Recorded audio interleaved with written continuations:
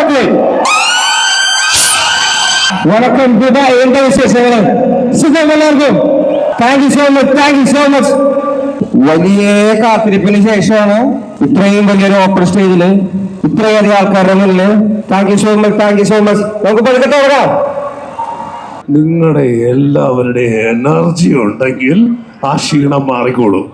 ആ എനർജി പകർന്നു കൊടുക്കേണ്ടത് നിങ്ങളാണ് കേട്ടല്ലോ.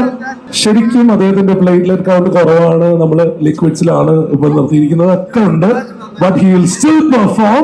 But I want all of you to show your love for Vedan.